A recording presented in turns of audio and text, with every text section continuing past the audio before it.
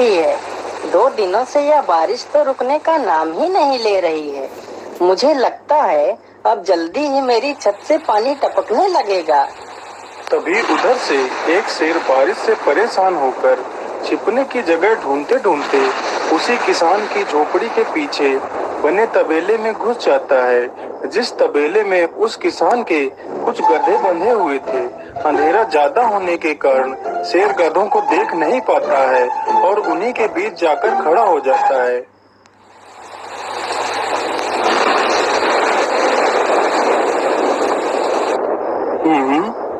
यहाँ से तो किसी मनुष्य की आवाज आ रही है। चलो चुपचाप बैठा रहता हूँ, जैसे ही यह आदमी मेरे करीब आएगा मैं इसे खा लूंगा। हाय हाय हाय, यह बारिश कब रुकेगी? ऊपर से यह टपका भी आ गया। अब मैं क्या करूँ? इस टपके से कैसे बचूं? इतना तो डर मुझे शेर और बाघ से भी नहीं लगता है जितना डर मुझे इस टपके से लगता है। अरे यह टपका कौन है? मुझे लगता है यह टपका तो मुझसे भी ज्यादा खतरनाक है। अभी तो यह आदमी शेर और बाघ से ज्यादा इस टपके से डर रहा है। चलो जल्दी से मैं यहाँ से निकल लेता हूँ, नहीं तो कहीं टपका ने मुझे देख लिया तो मेरी खैर नहीं। ओहो, अब मैं इस टपका से कैसे बचूं? चलो जल्दी से मैं अपनी मौसी के घर चला जाता हूँ।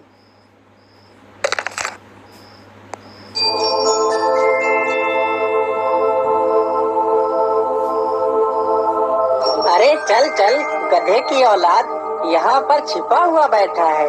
अरे चल जल्दी। अरे ये क्या, जिसका डर था वही हुआ। यह टपका तो मुझ पर हावी हो गया।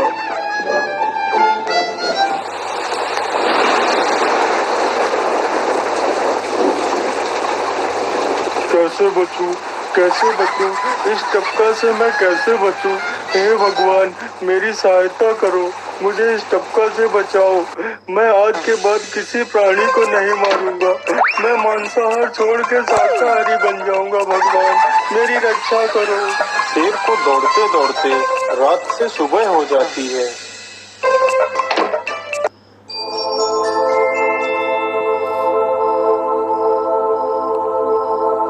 अरे देखो देखो, यह तो शेर की सवारी कर रहा है। अरे हाँ, सच में ये तो शेर की सवारी कर रहा है। इसे तो डर भी नहीं लगता है। अरे उधर तो देखो जरा, यह आदमी कितना बहादुर है। यह आदमी शेर की सवारी कर रहा है।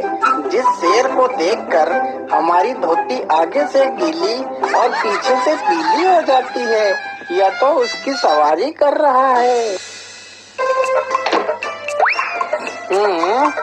ये गांव के लोग भी ना पागल हो गए हैं जो इस गधे को शेर। अरे बाप रे, यह तो सच में एक शेर है। हे भगवान मेरी रक्षा करो, शेर तो मुझे खा ही जाएगा। राम राम राम राम राम, अब क्या होगा? इस शेर से कैसे बचूं? अरे यह तो एक बरगद का पेड़ है। यही अच्छा मौका है, जल्दी से इस बरगद की जड़ पकड़कर ऊपर चढ़ जाता हूँ।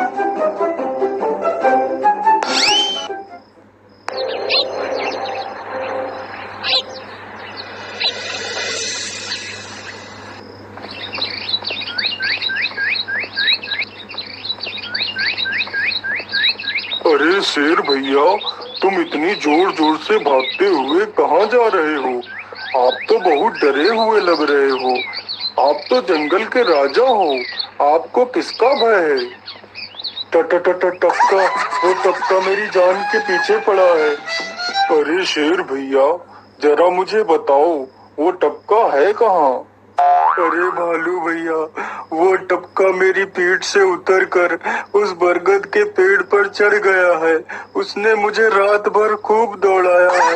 वो तो भगवान का शुक्र है कि मैं जिंदा बच गया। चलो शेर भैया, मुझे उस टपके के पास ले चलो, जरा मैं भी तो देखूं आखिर ये टपका है कौन। अरे नहीं भालू भाई, बड़ी मुश्किल से तो मेरी जान बची है। मैं अपनी जान फिर जोखिम में नहीं डालूंगा। तुम्हें जाना है तो जाओ। अच्छा, ठीक है शेर भाई, तुम यहीं रुको, मैं अभी बरगद के पेड़ पर देखकर आता हूँ। आखिर ये टपका है कौन? जाओ जाओ बच्चों, जब वो टपका तुम्हारे ऊपर हावी होगा तो पता चलेगा। अरे कहाँ है यह टपका जिसने राजा जी की हवा टाइट कर दी? चलो इस पेड़ पर चढ़कर देखता हूँ। अरे बाप रे बाप, शेर क्या अकेला कम था, जो ये भालू भी आ गया। मुझे लगता है कि आज मेरी मौत निश्चित है। भालू पेड़ पर उल्टा होकर चढ़ने लगता है, तभी किसान और तेज से कांपने लगता है।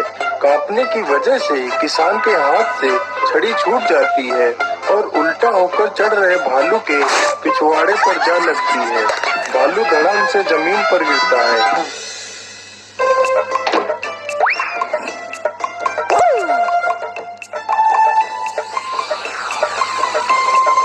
मुझे लगता है अब शेर और भालू दोनों भाग गए हैं। चलो अब जल्दी से यहाँ से निकल लेता हूँ।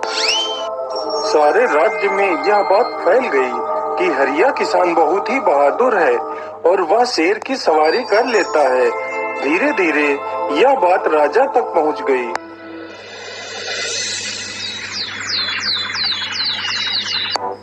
महाराज, क्यों न हम पड़ोस के गांव से हरिया किसान को बुलवा लेते हैं। वह बहुत ही बहादुर है। उसके बहादुरी के चर्चे तो पूरे राज्य में हैं।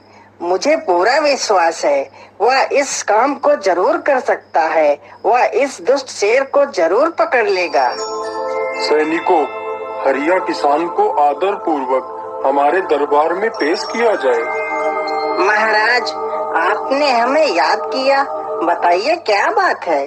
मालिक, हमसे कोई भूल हो गई क्या मालिक? नहीं नहीं हरिया, तुमसे कोई गलती नहीं हुई है।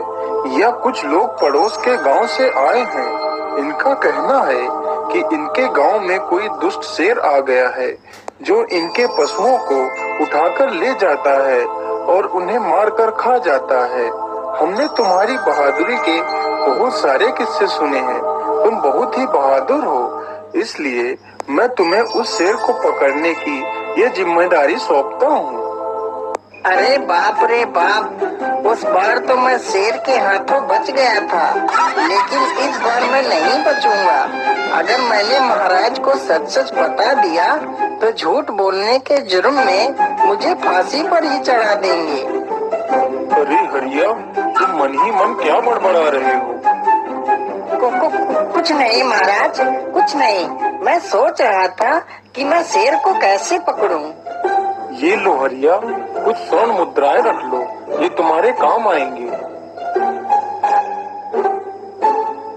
क्या करूं, कैसे पकड़ूं उस शेर को? ये महाराज ने भी मुझे कैसी दुविधा में डाल दिया है। क्या करूं, क्या करूं? हाँ, मिल गया। फिर हरिया बाजार से एक रस्सी और एक जाल तथा एक बकरी खरीद कर लाता है।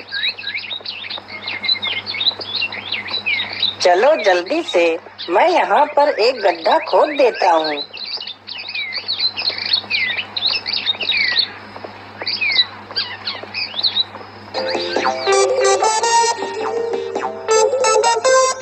गड्ढा तो खोद दिया। चलो अब जल्दी से इस बकरी को रस्सी से बांध देता हूँ। हरिया ने बकरी को रस्सी से बांधकर गड्ढे में खड़ा कर दिया और जाल को लेकर पेड़ की डाल पर बैठ जाता है। थोड़ी ही देर बाद जब बकरी को भूख लगती है तो वह चिल्लाने लगती है। अरे, यह तो बकरी के चिल्लाने की आवाज है, लेकिन यह आवाज आ कहां से रही है? आसपास तो कोई नहीं दिख रहा है। मुझे लगता है यह आवाज उस पेड़ के पास से आ रही है। चलो चलकर देखता हूँ।